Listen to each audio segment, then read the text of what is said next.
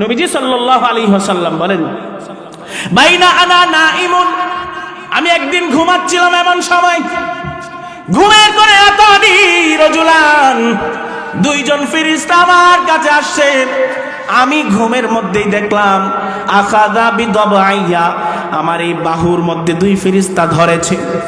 ধরার পরে দুই ফেরেশতা মিলে আমাকে ওয়াতায়া বি জাবালান ওয়ারা, আমাকে নিয়ে একটা দুর্গম পাহাড়ের মধ্যে এসেছে, যেই পাহাড়ে কোনো সবুজ ঘাস ছিল না।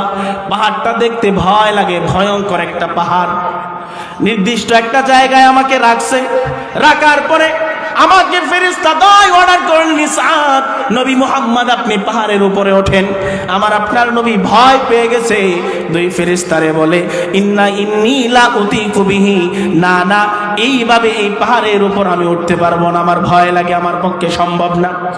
আমার আপনার নবী রাহমাতুল লিল আলামিন হাবিবে কিবরিয়া এইভাবে অপারগ পেশ করার পরে ফেরেশতাদ্বয় বলেন, নবী ইন্না সানুসাহিলু লাক, আমরা আপনাকে ঠেলায়া ঠেলায়া পাহাড়ে তুলবো, আপনি ওঠা শুরু করেন। নবী আমার পাহাড়ে উঠতেছে।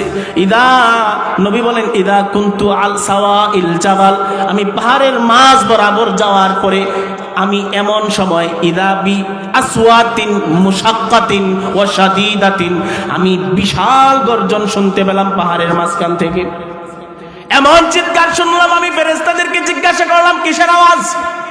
ফেরেশতাদ্বয় বলে, নবী এইটা আপনার উম্মতের যেই বান্দাগুলো, আপনার উম্মতের যেই সদস্যগুলো রোজার দিনে রোজা রাখবে না, হাদা ওয়ানু আহলিন নার, আপনার উম্মতের মধ্যে যারা রোজা রাখবে না ওই মানুষগুলো জাহান্নামের গভীরে আগুনের মধ্যে পড়তেছে।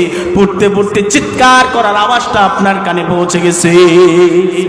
নবীজি হাদিসের শেষাংশে আছে, নবীজি আরো কাছে গেলেন, পাহাড়ের গভীরে চূড়া অংশে উঠে গভীরে তাকায়া আমার আপনার নবী তাকায়া বিশাল নিচে দেখেন আগুনের ভিতরে উম্মতের একটা অংশকে উপর করে পায়ের গোড়ালির মধ্যে শিকল দিয়ে বেঁধে উল্টা ভাবে পোড়ানো হচ্ছে, মাথাটা নিচে।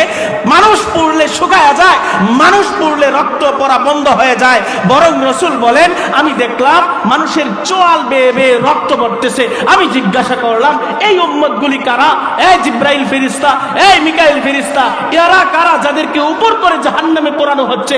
আমার আপনার নবীর প্রশ্নের জবাবে জিব্রাইল মিকাইল বললেন, আল্লাযীনা ইফতিরুনা ক্বাবলা তাহিল্লাতি সাওমিহিম, ইয়া রাসূলুল্লাহ আপনার উম্মতের ওই ব্যক্তিগুলো যারা রোজা রাখবে ও কারণে অর্ধেক দিন রোজা রাখা ভাঙা দেয়, এদেরকে পোড়ানো হচ্ছে। নাউজুবিল্লাহ।